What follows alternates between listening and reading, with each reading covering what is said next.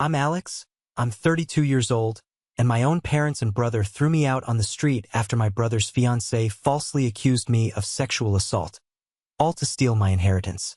Before I tell you how I uncovered their entire scheme and took back everything they tried to destroy, let me know where you're watching from in the comments below. It's a long story, but I promise you, the ending is worth it. It all started at what was supposed to be a normal Sunday dinner, but if I'm being honest, our family dinners hadn't been normal for a long time. They'd become a stage, a theater where unspoken tensions simmered just beneath the surface of polite conversation.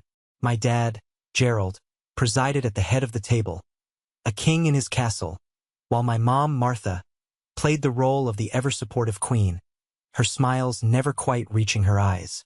Across from me was my younger brother, Ryan. He had a restless energy about him, a need to be the center of attention. And clinging to his side, as always, was his fiancée, Melissa. On the surface, she was perfect, beautiful, charming, always ready with a compliment. But underneath, I always sensed something cold and sharp, like a shard of glass hidden in velvet. That night, the air was particularly heavy. For weeks, the sole topic of conversation had been the vision. Ryan and Melissa's grand, reckless expansion plan for Henderson Construction, the company my grandfather had built from nothing. The meal started with the usual fake pleasantries. Melissa complimented my mother's pot roast for the 100th time. My father boasted about a golf game. Ryan talked loudly about a new sports car he was thinking of buying.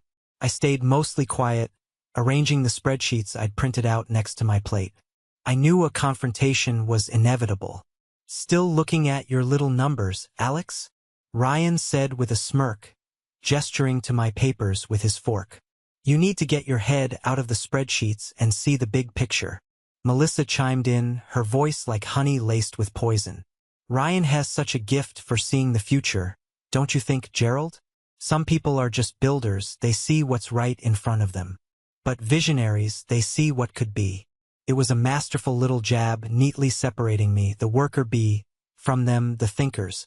It was designed to flatter my father, who fancied himself a tycoon, and it worked perfectly. "The girl's got a point," my dad grunted, taking a large bite of roast. "You can't build an empire by being afraid to spend money." That was my cue. I straightened the papers, my hands steady despite the anger churning in my gut. "This isn't about being afraid, Dad. It's about being smart. I've run the projections. This plan to build a luxury skyscraper downtown. It's a massive overreach. We'd have to leverage every asset the company has. The interest payments alone would be astronomical. One downturn in the market, one delay in construction, and we could lose everything. Everything Granddad built. I laid it out clearly, logically. I pointed to the debt-to-income ratios, the market volatility reports, the risk assessments. I wasn't being emotional. I was presenting facts. Ryan just laughed. It was a condescending, dismissive sound. "Facts and figures. Alex, you're stuck in the past. This is a legacy project. The Henderson Tower. It'll put our name on the map. You can't put a price on that." "I can, actually," I retorted, tapping a number on the spreadsheet. "And the price is bankruptcy if this goes south." "He's just jealous," Melissa whispered, just loud enough for everyone to hear. "He can't stand that Ryan has an idea this big." The argument devolved from there. My calm, fact-based points were drowned out by their appeals to emotion, ego, and ambition. They weren't a family discussing a business plan. They were a pack of wolves, and I was the lone dissenter standing in the way of their feast. I felt a profound sense of exhaustion wash over me. It was hopeless. "I'm not going to be a part of this," I finally said, my voice low and firm. I pushed my chair back from the table. "I will not sign off on any loans. I will not approve these budgets. You are gambling with our family's legacy, and I won't let you." I walked out of the dining room and into the kitchen, needing a moment to get my head straight. The silence of the room was a relief, but it didn't last long. Melissa followed me in a few minutes later. The charming mask was gone. Her face was hard, her eyes narrowed into slits. "You really think you can stop this, don't you?" she hissed, her voice low and venomous. I'm not going to let you bankrupt this company, Melissa. She took a step closer, her lips twisting into a sneer. This company needs to be free of the past. It needs to be free of your grandfather's dusty old ideas. And most of all, it needs to be free of you. You're a roadblock, Alex. And roadblocks get removed. Before I could even respond, her expression shifted. The hardness vanished, replaced by a theatrical look of fear. She backed away from me, her eyes widening, and then she let out a blood-curdling scream. It was so sudden, so calculated. It took my breath away. My parents and Ryan burst into the kitchen, their faces a mixture of alarm and confusion. Melissa pointed a trembling finger at me, tears streaming down her face in an instant, perfect cascade. He grabbed me, she sobbed, clutching her arm. He said if I didn't get Ryan to kill the expansion plan, he'd make me sorry. He tried to force himself on me. The world went silent.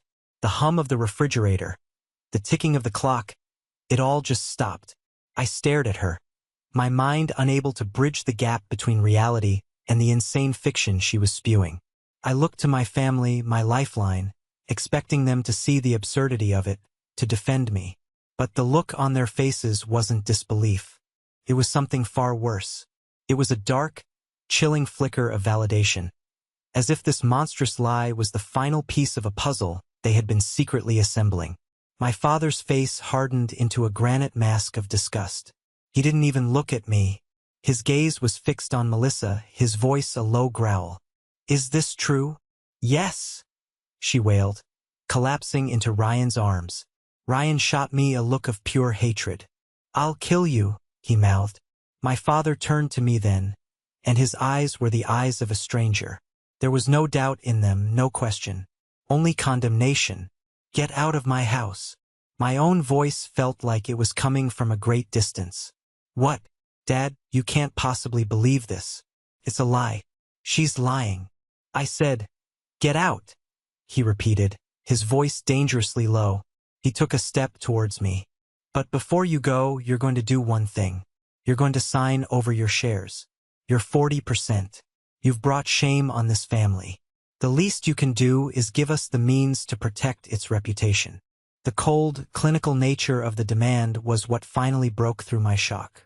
This wasn't a spontaneous reaction. This was an ultimatum they had prepared. This was the checkmate move in a game I didn't even know I was playing. No, I choked out, the word tearing at my throat. Never. Fine. My father spat, his face contorted with rage. He pointed a trembling finger at the door. Then you are no longer a part of this family. You are no longer my son. Get out of my sight before I do something we'll both regret. I looked at my mother. She was standing by the counter, wringing her hands, her face pale. She wouldn't meet my eyes. Her silence was the deepest betrayal of all. She was letting it happen. I turned and walked away. I walked through the house I grew up in, past the photos on the wall of a smiling, happy family that no longer existed. Each step felt like walking on broken glass. I didn't grab my keys, my wallet, nothing. I just walked out the front door and into the cold night air. The door slammed shut behind me, the sound final, absolute. I stood on the manicured lawn, the sprinklers kicking on with a soft hiss, and I was utterly, completely alone. They hadn't just disowned me, they had branded me, and I was just beginning to understand the depths of their conspiracy. Marcus's beat-up Honda felt like a spaceship hurtling through an alien galaxy. Nothing looked familiar. Nothing felt real. My entire world had been turned inside out in the space of 10 minutes. As Marcus drove, saying nothing, just letting the silence be, my mind escaped the suffocating present and fled into the past. I was 17 again, covered in sawdust and sweat, sitting on the tailgate of my grandfather's dusty Ford pickup. It was the end of a long, hot summer day on a construction site. He handed me a bottle of cold water, and we sat for a while, just watching the skeleton of a house we were building stand stark against the setting sun. He was a quiet man, my grandfather. He believed a man's worth was in his work, not his words. But that day he talked. Your father sees a house, he said. his voice a low rumble. He's good at selling it. Your brother, Ryan, he's the same. They see the curb appeal, the fancy finishes. They see the profit margin. He paused, taking a long drink of water. But they don't see the bones. They don't respect the foundation, the joists, the load-bearing walls. The things you can't see. But without them, the whole damn thing collapses. He turned and looked me square in the eye. His eyes were pale blue, clear and sharp. You see the bones, Alex. I've watched you. You check the measurements twice. You ask why. You understand that what's underneath is what matters most. You're a builder. They're decorators. That was the day he took me to his lawyer, Jonathan Pierce. He sat me down in that imposing, wood-paneled office and explained his will. He explained the 40% share. It's not a reward, son, he'd said sternly, his hand on my shoulder. It's a burden. It's an anchor. It's to keep this ship I built from being sailed onto the rocks by a crew that's more interested in the speed than the destination. You're the anchor, Alex. You have to hold firm, no matter how hard the wind blows. After he passed, I felt the truth of his words every day. The 40% wasn't a source of pride. It was a source of friction. At family gatherings, my father would make jokes about me being the real boss. Ryan would complain that his ideas were always shot down by my conservative outlook. They saw my caution as control, my prudence as a personal insult. Now, speeding away from the wreckage of my life, I finally understood the true weight of his words. The wind wasn't just blowing, it was a hurricane. And the crew wasn't just reckless. They were mutineers. They didn't want to just change course. They wanted to sink the anchor and claim the ship for themselves. The signs had been there all along, of course. They always are when you look back. The little injustices, the subtle shifts in allegiance. I remembered one Thanksgiving, a couple of years after Ryan and Melissa got engaged. I'd brought my then-girlfriend, a sweet girl from one of my architecture classes. Melissa had been polite to her face, but I caught her later in the kitchen with my mother, whispering, "A little plain for him, don't you think? He needs someone with more ambition." My mother had just nodded, a conspiratorial smile on her face. My girlfriend and I broke up a few months later. She said she never felt welcome in my family. It was always like that. Ryan was the golden child, his flaws reframed as charming quirks. When he racked up credit card debt on a business idea that went nowhere, my dad paid it off, calling it an investment in his entrepreneurial spirit. When I wanted to take a loan for my first car, my dad insisted on a detailed repayment plan with interest. He called it teaching me financial responsibility. At the time, I thought he was being a good father. Now, I saw it was just another way to keep me in my place, to remind me that Ryan was the prince and I was the stable boy. Melissa was the catalyst. She saw the cracks in our family and skillfully wedged them wider. She learned everyone's weaknesses. For my mother, it was a craving for the daughter she never had. Melissa filled that role perfectly, calling her daily, asking for advice, making my mother feel needed and central. For my father, it was his ego. Melissa praised his business savvy, telling him he was a legend, that his sons were lucky to have his guidance. She made him believe he was the wise king, when in reality, she was the one whispering in his ear, pulling the strings. I wasn't blind to it. I talked to Marcus about it constantly. "It's like she's a virus, man," I told him one night. "She's infected the whole system. They hang on her every word. And she looks at me like I'm a problem that needs to be solved." Marcus, ever the pragmatist, had looked me dead in the eye. "Then you need to be prepared. People like that, they don't just want to win. They want to destroy the competition. You're the competition, Alex." His words were prophetic. The expansion plan was her masterpiece of manipulation. It was big, it was shiny, it was risky, everything designed to appeal to Ryan's ambition and my father's ego. And my inevitable, logical opposition was a crucial part of her plan. She knew I'd object. She counted on it. It allowed her to paint me as the villain, the jealous older brother, the relic standing in the way of progress. She didn't just create a problem. She created a narrative. And in her story, I had to be removed. "You can't stay here," Marcus said as we sat in his cramped apartment. the flashing lights of a nearby convenience store painting stripes on the wall. They'll find you. They'll keep coming at you until you break. The next few days were a blur of escalating horror. The police interrogation was humiliating. I sat in a small, windowless room while two detectives picked apart my life. They asked about my relationship with Melissa, with my family. Every denial I made seemed to make me look more guilty. They eventually let me go, citing a total lack of evidence, but the threat of charges hung over my head. Then came the email from the university, suspending me from campus, followed by the discovery that my father had frozen my bank account. I was a pariah with no resources. They had me exactly where they wanted me. That's when my cousin Emma called. Her voice was a terrified whisper. "Alex, they're shredding documents in accounting. I saw an invoice for a consulting company. The company is registered to Melissa's maiden name. They've been paying it hundreds of thousands of dollars for months. Embezzlement. It was the final piece of the puzzle. It wasn't just about my shares. It was a long con. They were bleeding the company dry, manufacturing a future crisis to gut it completely. My head swam with the sheer evil of it. That night I knew I had to run, but I wouldn't run empty-handed. I had Emma email me every scrap of evidence she could safely copy. I put it all on 2 encrypted flash drives. I met Marcus in a deserted park at midnight. The air was cold, and my breath plumed in front of me. I handed him one of the drives. "This is my insurance policy," I said, my voice hoarse. "This is proof of the embezzlement. If I disappear, if they try to declare me legally dead, if they liquidate the company, you take this to the SEC and the DA. You burn them to the ground. Promise me." He took the drive, his hand closing over it tightly. "I promise," he said, his voice thick with emotion. "What's your other copy for?" "That one goes to Jonathan Pierce," I said. "Granddad's lawyer. I'm going to see him tomorrow. I need him to know I'm alive and that I'm not surrendering my inheritance. No matter what." The meeting with Pierce was brief. I didn't tell him everything. I just told him I was going away for a while for my own safety and that he was not to believe any stories my family might spin. I gave him the second flash drive.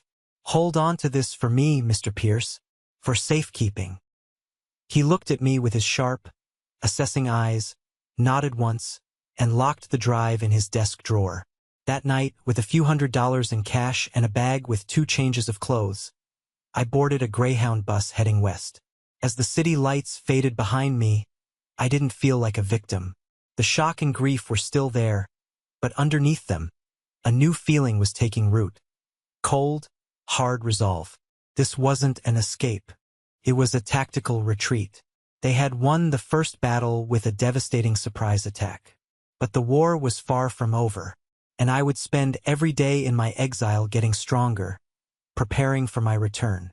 The world has a way of kicking you when you're down. It's not enough to be betrayed by your family. The system has to get its shots in, too. The police interrogation was the beginning. I sat for 6 hours in a windowless room that smelled of stale coffee and disinfectant. 2 detectives, a man and a woman, played good cop, bad cop. The man, Detective Miller, was relentless.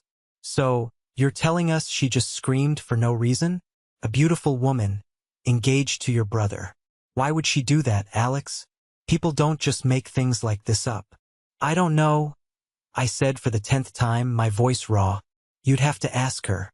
It was about the business. She wanted me out." "The business?" he scoffed, leaning forward. "Right? You lose an argument about money, so you decide to get physical with your brother's fiancée? It's a classic power play. You felt emasculated, so you asserted your dominance. That's how it works, isn't it?" The good cop, Detective Chin, would then step in. "Just tell us what happened, Alex. Maybe it was a misunderstanding. Maybe you just went too far. We can help you if you're honest with us." It was a nightmare.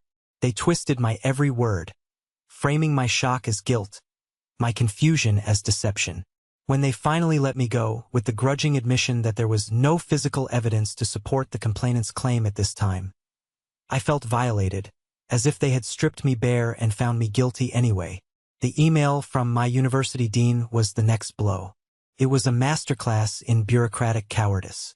The phrase "to ensure the safety and comfort of our student body" rang in my ears. I was being treated like a leper. I imagined the whispers, the rumors spreading like wildfire. My name, the one my grandfather had made synonymous with integrity, was now associated with something vile. I tried calling a few friends from my architecture program, people I'd spent countless late nights with working on projects. The conversations were excruciating. "Hey man, I heard something happened." One of them stammered. "It's a lie, Kevin. A complete lie." "Yeah, man, yeah, of course. Listen, I gotta run. We'll talk later." He never called back. None of them did. The isolation was absolute. It was as if my entire social world had been boarded up and condemned. Marcus was my only human contact, my only tether to the person I used to be. The discovery that my bank account was frozen was the moment I truly understood the scope of their attack. It wasn't just an emotional act of rage. It was a cold, calculated strategy to leave me powerless. I remember standing in the bank lobby, the polite but firm teller looking at me with pity. "Your father's name was never removed as a cosigner," she explained again. I remembered the day my dad took me to open that account. I was 16. He'd made a big speech about it being my first step towards financial independence. "A man needs to have his own money," he'd said, clapping me on the shoulder. It was all a lie. It was just another leash, one he'd kept hidden for 16 years, ready to be yanked the moment I stepped out of line. I walked out of the bank and just started walking. I had no destination. The city felt alien, hostile. Every person who looked at me felt like a judge. I was penniless, disgraced, and utterly alone. I ended up in a park, sitting on a bench, watching kids play on the swings. I saw a father push his daughter, her laughter echoing in the crisp autumn air. The simple, pure joy of it was like a knife in my gut. That was a world I no longer belonged to. I felt a despair so profound it was a physical weight, pressing down on my chest, making it hard to breathe. For a fleeting, terrifying moment, I thought about just giving up, just calling them, begging for forgiveness, signing the papers, anything to make the pain stop. Then I thought of my grandfather. I thought of his calloused hands, the pride in his eyes when he looked at a well-built structure. He never gave up. He'd faced bankruptcy in the early days, recessions, dishonest partners. He always fought back. The thought was like a splash of cold water to the face. Giving up wasn't an option. It would be the ultimate betrayal of his memory. That was the turning point. Rock bottom isn't just a place of despair. It's a solid surface. You can't fall any further.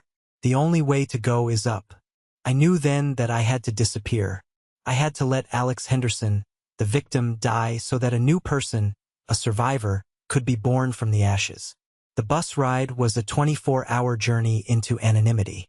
I watched the landscape of my life blur and change, from the familiar suburbs of my home to the flat, endless plains of the Midwest, and finally to a sprawling, indifferent city where no one knew my name. I found a room for rent in a boarding house that smelled of boiled cabbage and regret. My fellow tenants were ghosts like me, people running from something, their stories etched onto their faces. We never asked each other questions. There was an unspoken code of privacy. My first day looking for work was a lesson in humility. I went to a day labor dispatch site at 5 in the morning. I was standing in a crowd of 50 other men, all of us hoping for a day's wage. I was an architecture student with soft hands and a mind full of designs. Here I was just a body. A guy in charge with a clipboard and a cigar looked me up and down. "Ever done demolition?" he barked. "No, but I'm a fast learner," I said. He laughed. "Whatever. We need a guy to haul debris. $12 an hour. Take it or leave it." I took it. That first day, I hauled drywall, splintered wood, and broken concrete for 10 hours straight. My muscles screamed. I got blisters on my hands that broke and bled. I came back to my room, collapsed on my lumpy mattress, and slept like the dead. But I got up and did it again the next day, and the next. Slowly, my body hardened. My hands developed calluses. I learned how to swing a sledgehammer, how to frame a wall, how to do the very work my grandfather had started with. There was a strange, brutal satisfaction in it. They had taken my white-collar future, so I would build a new one with my own two blue-collar hands. At night, the public library became my sanctuary. The silence and the endless rows of books were a balm to my frayed soul. I used their computers to enroll in online courses.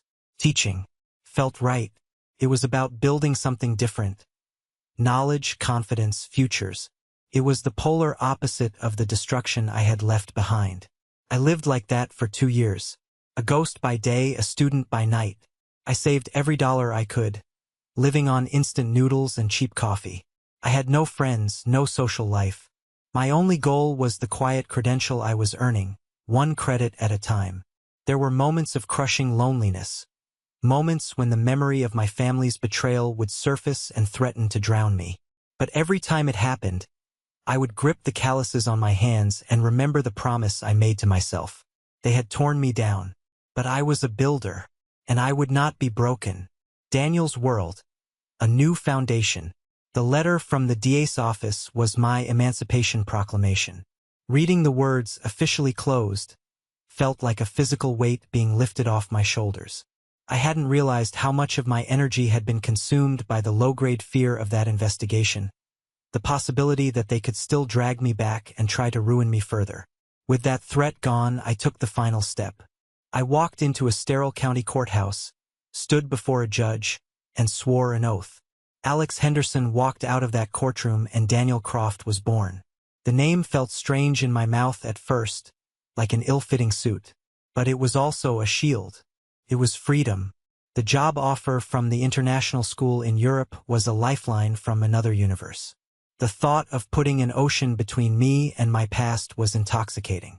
I bought the cheapest one-way ticket I could find, packed my single bag, and walked onto that plane without a single look back. The city was like something out of a fairy tale. Cobblestone streets, ancient buildings, a language I didn't understand. It was the perfect place to be anonymous. The school itself was my haven. The principal, Sophia, was a formidable woman in her 60s with a sharp mind and an even sharper intuition.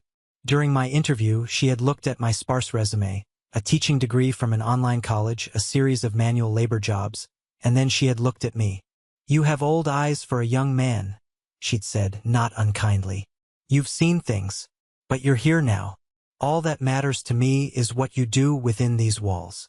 She gave me a chance when no one else would have, and I resolved to work twice as hard to prove her right. And then there was Catherine. I first saw her in the school's art room. She was working with a troubled young student, her voice low and soothing, her hands guiding his as he molded a piece of clay. There was a quiet strength about her, a deep well of empathy in her eyes. She radiated a calm that I, a man made of jagged edges and raw nerves, was desperately drawn to. Our first few conversations were awkward. I was rusty, out of practice with normal human interaction. I kept my answers short, my history vague. But she was endlessly patient. She never pushed. She just created a safe space and waited for me to step into it. One afternoon, we were having coffee in the staff lounge. She was telling a funny story about her childhood, and I let out a real, genuine laugh. The sound surprised me. I couldn't remember the last time I had laughed like that. She stopped, her head tilted. "There you are," she said softly. "What do you mean?" "I knew there was a smile in there somewhere," she said, her own smile lighting up her face. "It's a good look for you, Daniel." That was the beginning. She slowly coaxed me out of my shell. She made me feel safe. Safe enough that one evening, sitting on a bench by the river that ran through the city, I told her a piece of the truth. I didn't tell her the details of the accusation, but I told her about the family betrayal, about losing my inheritance and having to start over. She listened without interrupting, her eyes full of a sorrow that was for me, not of me. When I finished, she didn't offer platitudes or easy solutions. She just took my hand.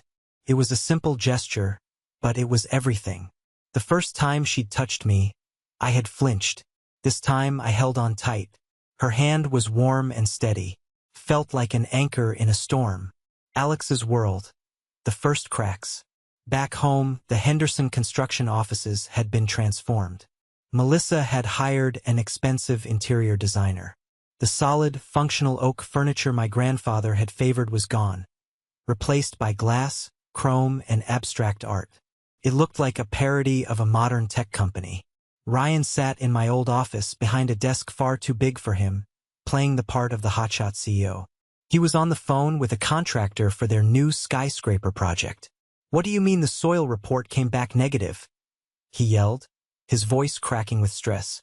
"We have to sink deeper pilings? Do you know how much that's going to cost? Just make it work." "I don't care how." Melissa, ever the serene puppet master, massaged his shoulders. "It's just a startup cost, baby. Think of the penthouse views. We can add another $1 million to the price of those units to cover it. It's fine." Gerald walked in, his face looking grayer than the week before. He was holding a letter from the bank. "Ryan, the bank is asking for a revised business plan. They're getting nervous about our debt-to-asset ratio. They're questioning our liquidity." "Dad, the bank is full of old men who think like you and Alex," Ryan said dismissively. "They don't understand high-stakes development. I'll send them a glossy brochure. That'll shut them up." "This isn't a joke." Gerald's voice rose, a rare occurrence. "This is our reputation. Your grandfather had a perfect credit record for 50 years. And Granddad never built anything taller than 10 stories. Melissa interjected smoothly, her smile never faltering. "He built a foundation, Gerald. Ryan is building the monument. It's a different game." Gerald looked at the two of them, at their unshakable, arrogant confidence. He wanted to argue, to scream that they were driving the company off a cliff. But he couldn't, because to admit they were wrong would be to admit that he had destroyed his other son, his innocent son, for nothing. So he just nodded, the doubt a sour taste in his mouth, and walked out of the office. Daniel's world, building a home. A year later, Catherine and I stood in her parents' garden and promised to love and honor each other for the rest of our lives. Her father, Robert, gave a speech at the small reception. He raised his glass to me. "To Daniel," he said, his voice booming. "I don't know much about where he came from, but I know what he's made of. He's a good man, and he makes my daughter happy. That's all a father can ask for. Welcome to the family, son." The word son hit me with the force of a physical blow. It was a word I thought I'd never hear again with that kind of genuine warmth. I had a family again. A real one. Alex's world. The first cracks. A longtime project manager, a man named Dave who had worked with my grandfather for 30 years, stood in Ryan's office, his resignation letter in his hand. "I can't do it, Ryan," he said, his voice heavy with regret. "The safety standards on the tower site are a joke. You're cutting corners to make up for the budget overruns. Someone's going to get hurt. This isn't the Henderson way." Ryan leaned back in his chair, putting his feet up on the desk. "The Henderson way is making money, Dave. Maybe you've gotten too old and slow for the new way of doing things. Don't let the door hit you on the way out." Dave just shook his head, placed the letter on the desk, and walked away from the company he'd given his life to. The foundation was crumbling, one good man at a time. Daniel's world, a new legacy. The birth of our twins, Leo and Lily, was the day my new life truly began. Holding them, so small and perfect, I felt a love so fierce and protective it was overwhelming. All the bitterness, all the anger I had held onto for so long, seemed to dissolve in the face of that immense love. My purpose was no longer about getting revenge. It was about them. It was about being the best father I could be, about giving them the safe, loving childhood I had lost. I was Daniel Croft, husband, father, teacher. The ghost of Alex Henderson was finally laid to rest, or so I thought. But the thing about ghosts is they have unfinished business. And one bright, sunny afternoon, my past came to reclaim me. In the Henderson family home, a quiet, suffocating panic had taken root. The foreclosure notice from the bank sat on the kitchen counter, a white paper tombstone for a legacy of 3 generations. The Henderson Tower, Ryan's monument to his own ego, stood half-finished, a skeleton of steel and debt against the city skyline. All work had stopped. The company was insolvent. Gerald spent his days wandering the house like a ghost. His life's work, and his father's before him, turned to ash in his mouth. He had sacrificed one son for the ambition of the other, and now he had lost both, along with everything else. The weight of his choices was crushing him. It was in this atmosphere of quiet desperation that Melissa's carefully constructed world began to unravel. Her phone was her lifeline to her secret world, and it had started freezing and crashing. That evening, she was expecting a call from her lover, a call about the dwindling funds in their secret account. Her panic made her careless. "Gerald, for God's sake, can you do something with this piece of junk?" she snapped, thrusting the phone into his hands. It wasn't a request. It was an order from a woman used to getting her way. She was too consumed by her own problems to remember she was dealing with a man on the edge. Gerald took the phone, his fingers numb. He was a man from a different era. He barely knew how to work his own phone, let alone hers. He tried to power it off and on. As the screen flickered back to life, it was flooded with a series of notifications from a messaging app. He didn't recognize the name, but the previews of the messages made him stop breathing. "Mel, we have a serious problem. The money is almost gone. What do you want me to do? Ryan is broke. The whole family is broke. I can't stop thinking about his brother. We destroyed him. For this. For nothing. I can't sleep at night." Gerald's hands started to tremble violently. With a fumbling finger, he managed to tap on the notification, opening the app. Her passcode was Ryan's birthday. The sheer, arrogant laziness of it made him want to be sick. And then he saw it all. Years of messages. Not just an affair, but a long-term parasitic relationship. They had been plotting this since before the engagement.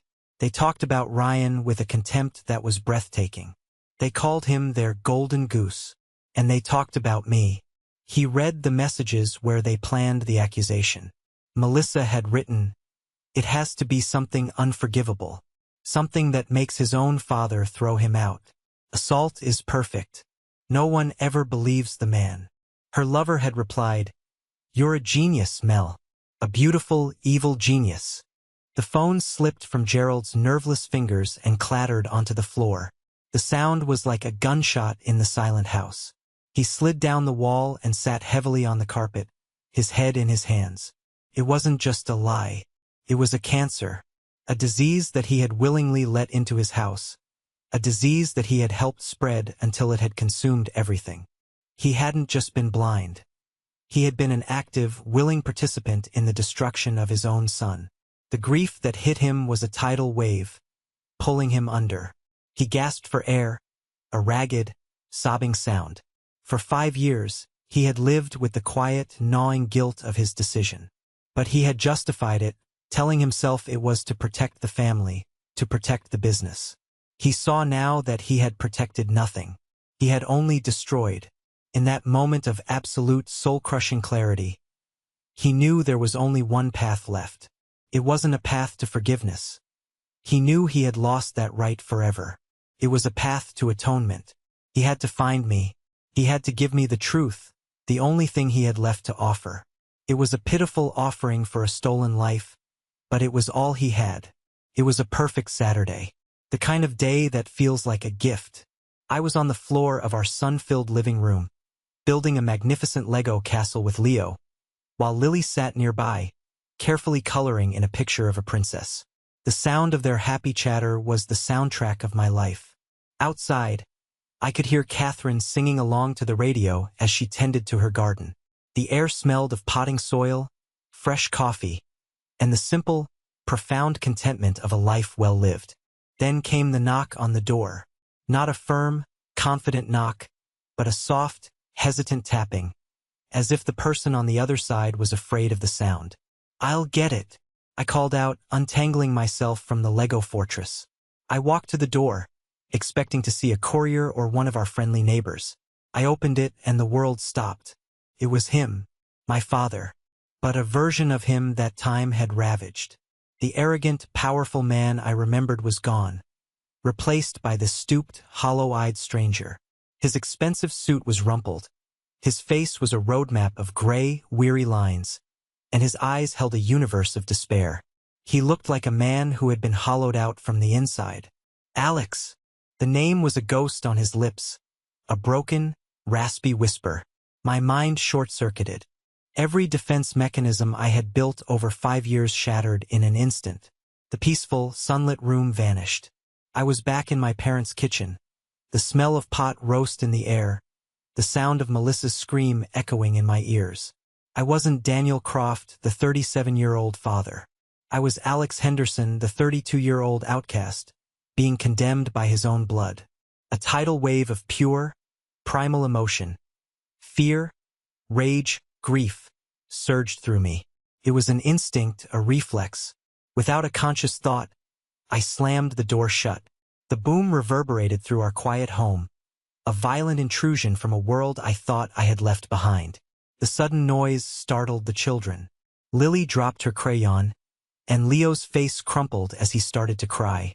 Catherine rushed in from the garden, her hands smudged with dirt, her face a mask of concern. Daniel? My goodness, what was that?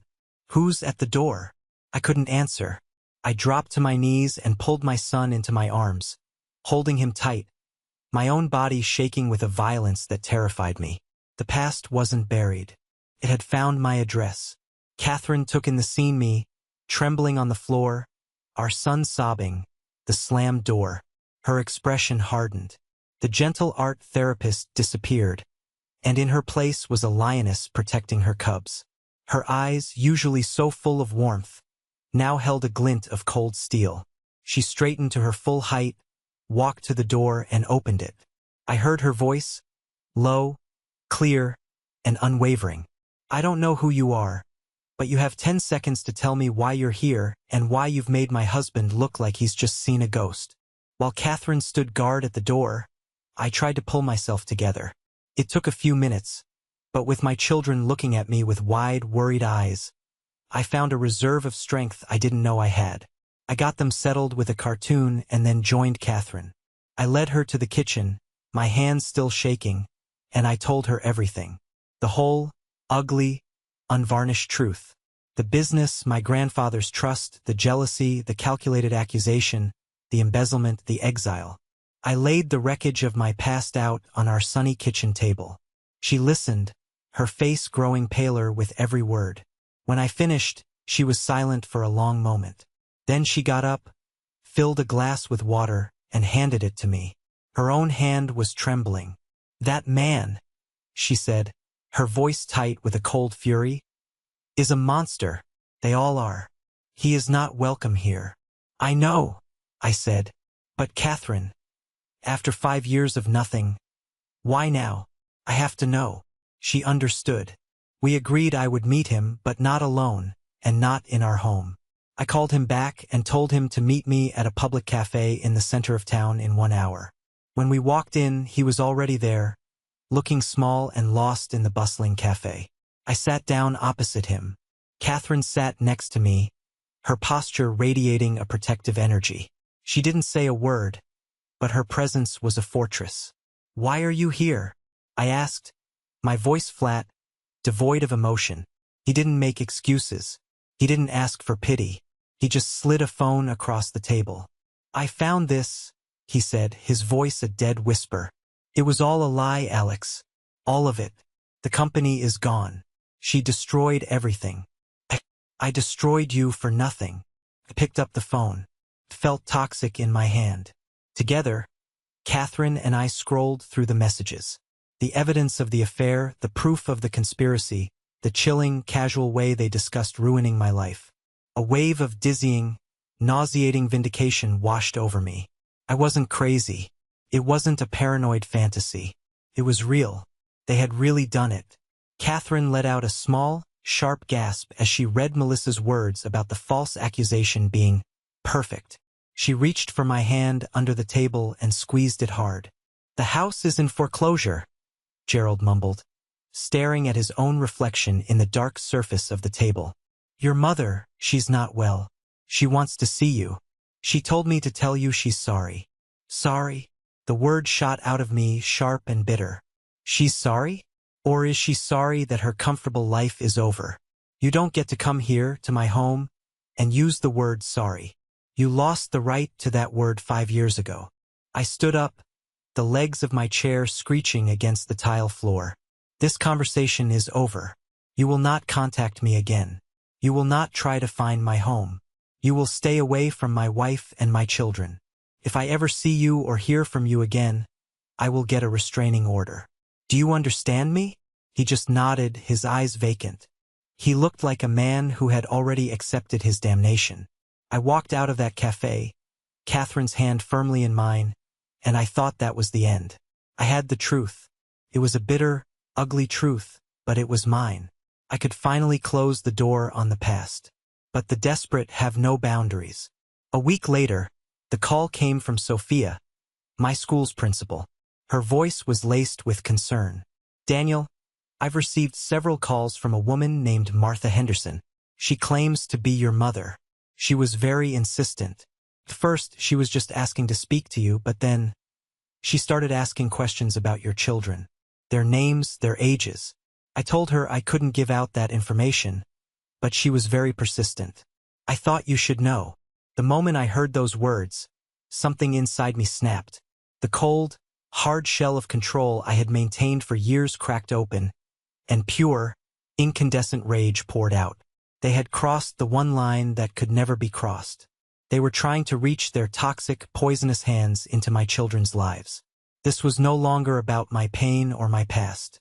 This was about protecting my future, my family, my real family. I hung up the phone with Sophia and immediately booked a flight. I called Marcus. I'm coming home. Get the insurance policy ready. Then I made the call I had been waiting 5 years to make. Jonathan Pierce, please. His calm, steady voice came on the line. Pierce speaking. Mr. Pierce? I said, my voice steady and cold as ice. This is Daniel Croft. It's time to activate the clause. The flight across the Atlantic was a crucible of transformation. For 8 hours, I sat in the dark cabin, the hum of the engines a backdrop to the war council being held in my mind. I wasn't the same man who had fled on a bus 5 years ago. That man was a victim, running on instinct and fear. This man, Daniel Croft, was a father and a husband, flying towards a battle he had chosen. I was filled not with fear, but with a cold, clear purpose. The purpose of a predator. Marcus met me at the arrival's gate. The years had been kind to him, but I could see the stress of my situation reflected in his eyes. He didn't waste time with small talk. He pulled me into a fierce, brotherly hug. I have the drive, he said quietly, his hand clapping my shoulder. It's been in my safe deposit box for 5 years.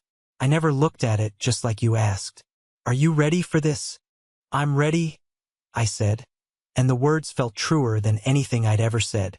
From the airport, we drove directly to the downtown law offices of Pierce, and Sutton. Jonathan Pierce greeted me not as a client, but as the son of an old and respected friend. His office was a fortress of dark wood, leather-bound books, and the quiet dignity of old money and even older principles. Daniel, he said, his handshake firm, I confess, I have been waiting for this call. Your grandfather was my friend for over 40 years. What your family did, it was a stain on his memory. I am glad to finally be able to help you wash it clean. He gestured for me to sit, while Marcus stood by the door like a sentinel. Pierce steepled his fingers, his expression grim. I have reviewed the trust documents and the evidence you provided me with 5 years ago. I have also hired a private investigator to discreetly track the financial decline of Henderson Construction.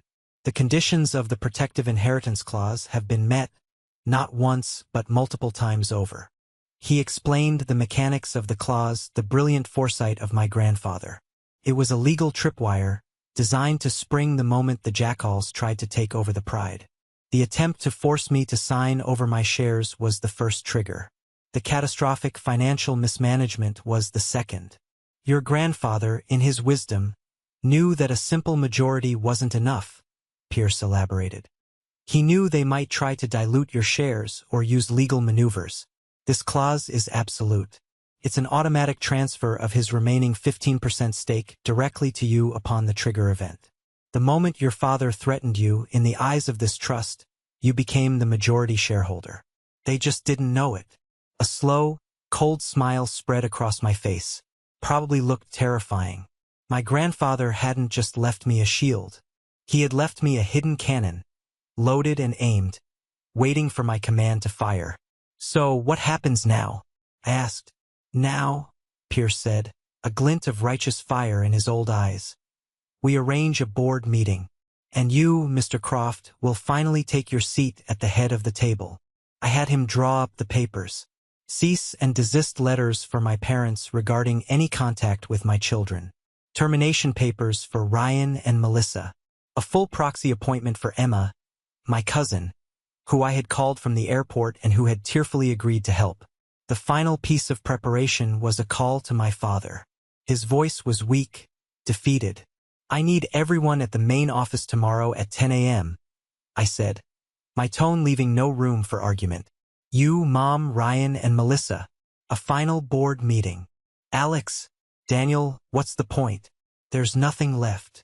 Oh, there's plenty left, I said, the cold smile returning to my voice. There's the reckoning. Be there. I hung up. The next morning, I walked into the headquarters of Henderson Construction. The expensive, soulless lobby Melissa had designed felt like a tomb. I walked past the receptionist, who stared at me with wide, confused eyes, and went straight to the main conference room. They were all there, arranged around the massive mahogany table like figures in a tragic play. My father looked like a walking corpse. My mother was weeping quietly into a handkerchief. Ryan stared blankly at the table, his golden boy shine completely extinguished. And Melissa, she was the only one who still had some fight left in her. She was watching me with narrowed, calculating eyes, trying to figure out the angle, trying to find a move she could still make. I stood at the head of the table, the spot that had always been my grandfather's. Jonathan Pierce stood to my right, his briefcase on the table. Marcus stood by the door, his arms crossed, a silent, immovable guard. My mother was the first to speak, her voice thick and pleading. Alex, please, we can fix this. Your father and I, we made a terrible mistake. We were wrong. We're so sorry. My name is Daniel, I stated, my voice echoing slightly in the tense silence. And your sorrow is about 5 years too late. It's also completely irrelevant. Ryan looked up, his eyes bloodshot. I swear to you, I tried to find you. I called and texted for months after you left. I didn't know what to do. But Mom, she kept telling me you hated us, that you never wanted to see us again. She took my phone one night. She must have blocked your number. I didn't know until Dad told me. He shot a lost, betrayed look at our mother. Her weeping intensified, a pathetic admission of her deep, quiet betrayal. She had not only failed to protect me, she had actively worked to ensure I was completely and utterly cast out. Melissa, seeing her allies crumbling, decided to launch her own offensive. She stood up, her face a carefully crafted mask of tragic love. Daniel, listen to me. What I did was wrong, I know that. But it came from a place of a twisted kind of love. I was so jealous of your bond with your family, with Ryan, and I was jealous of you. I saw your strength, your intelligence. I think a part of me has always been in love with you. The performance was so audacious, so utterly shameless, that for a moment I was speechless. Pierce let out a small, disgusted cough, but it was my father who shut her down. He raised his head, and for the first time, I saw a flicker of the old authority in his eyes, but this time it was directed at her. Be quiet, Melissa, he said, his voice a low, dangerous rumble. He pulled out his own phone and tossed it onto the center of the table. I have your texts, all of them, the ones to your lover, the ones where you call my son your golden goose, the ones where you plot to destroy my family. Do you want me to read them out loud? Melissa's face went from pale to chalk white. She sank back into her chair as if he had physically struck her. Checkmate. Now it was my turn. I took out my own phone. I didn't raise my voice. I spoke calmly, letting the images speak for themselves. I slid the phone onto the table and a slideshow began. A picture of my beautiful wife on our wedding day. A picture of me holding Leo and Lily in the hospital. my face overwhelmed with a joy they had never seen. Picture of us all on a beach, building a sandcastle. A picture of my children opening their Christmas presents. This, I said, my voice quiet but carrying to every corner of the room, is the life you tried to steal from me. This is the husband, the father you tried to erase. These are the grandchildren you will never know. I want you to look at these pictures. I want you to burn them into your memory, because this happiness, this love, this is my victory. Not this building, not this company. This. I let them look, let the reality of what they had lost sink in. Then I gave a small, sharp nod to Jonathan Pierce. He stood up, opened his briefcase, and placed a thick document on the table. As the legal executor of the estate of the late John Henderson, he announced, his voice filling the room, I am here today to execute a binding provision of his will, the protective inheritance clause. He explained it. He laid out the legal framework with the precision of a surgeon. He cited the dates of their transgressions. He detailed the collapse of the company's valuation. And then he delivered the final, devastating blow. Therefore, as of this moment, the 15% of company shares held in the Henderson Trust are hereby automatically and irrevocably transferred to Mr. Daniel Croft. Combined with his original 40%, he now holds a 55% majority stake. He is the sole, undisputed controlling power of this corporation. The silence that followed was absolute. It was the silence of total, utter defeat.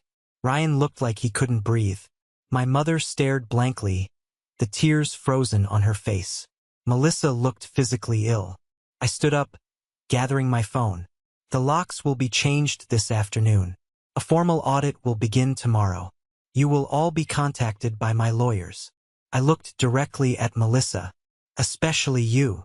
I walked to the door with Marcus and Pierce following me. I didn't look back. I didn't need to. The Henderson Empire had fallen. And from its ashes, a new one was about to be built. I didn't fly back to Europe the next day. A king can't just win the throne and then abandon the kingdom, especially one in such a state of ruin. I owed it to my grandfather's memory, and to the few good people still left at the company, to oversee the cleanup. Catherine understood. Go, she had told me on the phone. Fix his house. Then come back to ours. That first week was a whirlwind of controlled chaos. My first act was to formally rehire my cousin Emma and install her as the new chief financial officer. Her eyes filled with tears when I told her, but she straightened her shoulders and got to work immediately. She was a Henderson, after all. She had the builder's blood in her.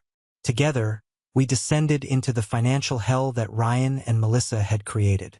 It was a tangled mess of shell corporations, bloated expense accounts, and sweetheart deals with unqualified cronies.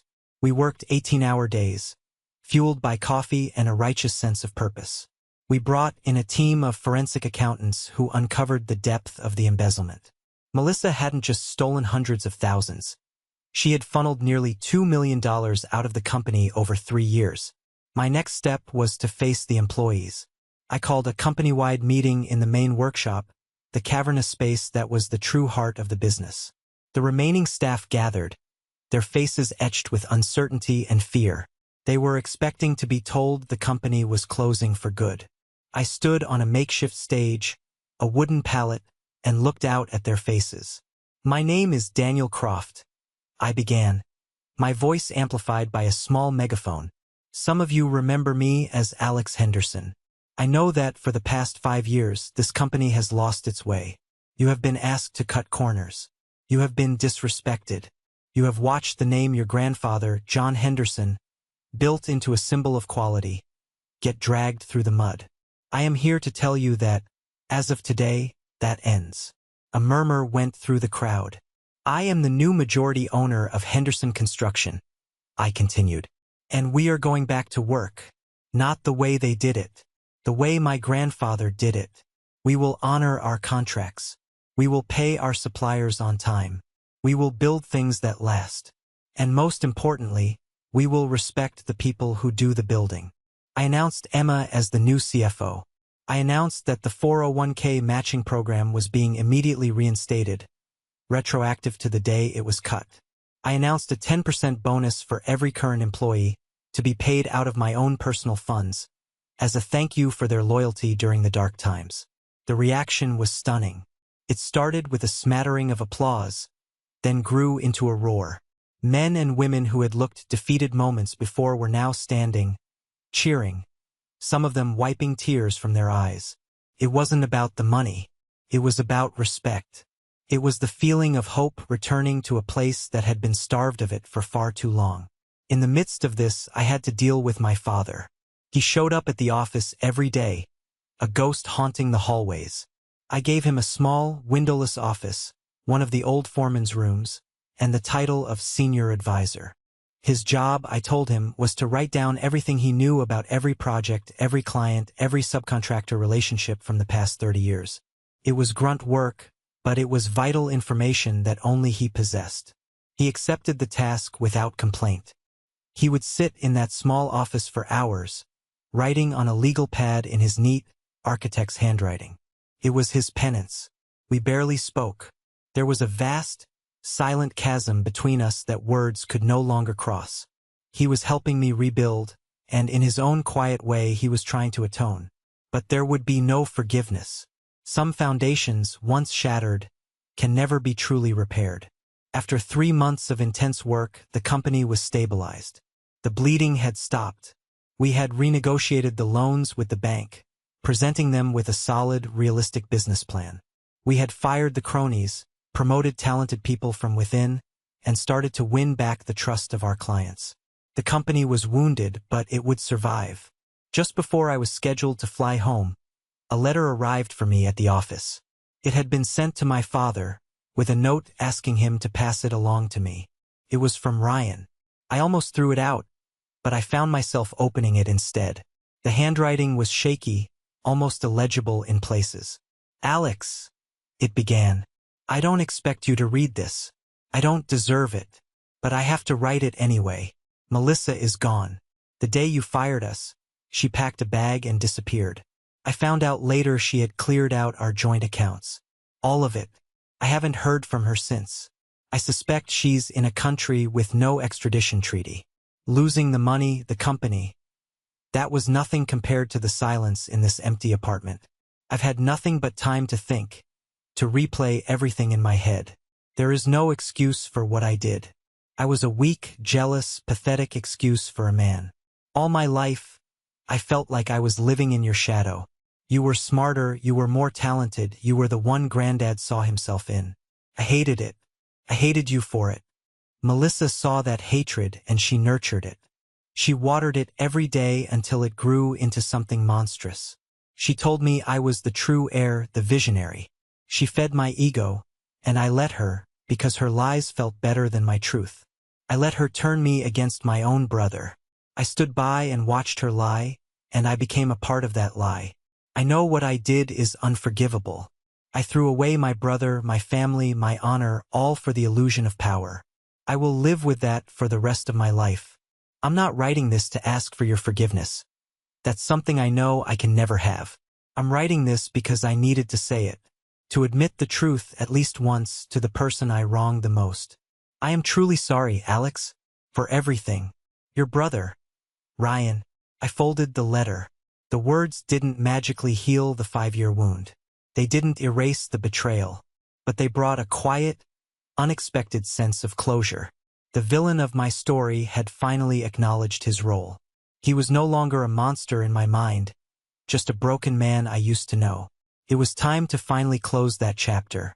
A year later, I flew my family home for a visit. It wasn't my home anymore, but it was my children's heritage, and I wanted them to see it. The company was unrecognizable from the wreck I had found. It was lean, efficient, and profitable.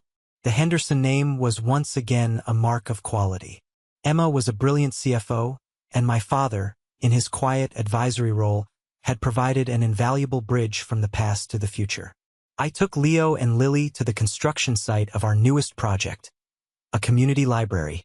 It wasn't a flashy skyscraper, but it was a solid, beautiful building that would serve families for generations. It was the kind of project my grandfather would have loved. I knelt down, putting an arm around each of my children. See that? I said, pointing to the bricklayers carefully setting their courses. That's what our family does.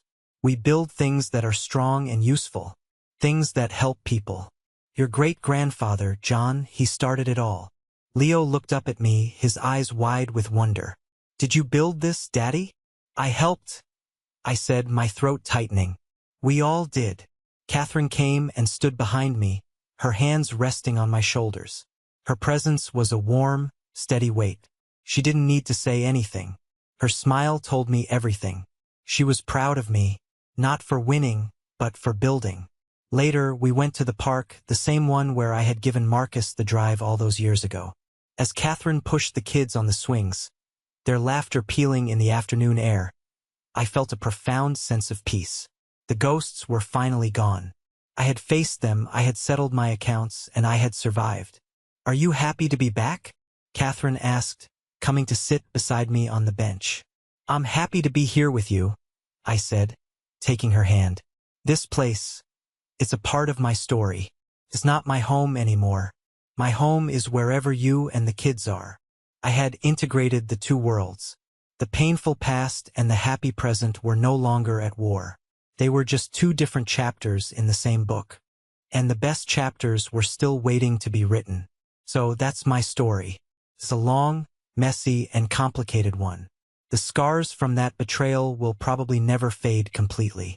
They're a part of my blueprint now, a reminder that the sturdiest structures are often the ones that have been tested by the storm, the ones that have been broken and then rebuilt stronger than before.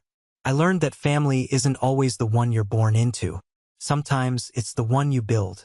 My family is a best friend who became a vault for my secrets. It's a brave cousin who chose loyalty over her own safety. It's the woman who looked at a broken man and saw someone worth loving. And the two beautiful children who taught me the true meaning of unconditional love. They are my true north, my unshakable foundation. Winning back the company was never really the point. The real victory wasn't in taking back the 55% share. It was in realizing that my self-worth was never tied to it. My real inheritance from my grandfather wasn't a business. It was his character, his integrity, his builder's spirit. That's the legacy I want to pass on to my own children. They tried to tear me down, to reduce me to nothing. And for a while they almost succeeded. But they made one critical miscalculation. They forgot that I am my grandfather's grandson. I'm a builder. When your world is demolished, you don't just mourn the rubble. You pick up the pieces, you salvage what's good, and you start building again on a stronger, truer foundation. Thank you for listening to my story. It wasn't easy to tell, but it was necessary. I hope it found you well and maybe resonated with a piece of your own journey. Have you ever had to face a deep betrayal from someone you trusted?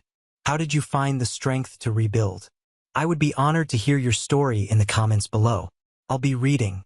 And if you feel this story is worth sharing, please consider liking this video and subscribing for more. You never know who might need to hear that it's possible to build a beautiful life from the ashes.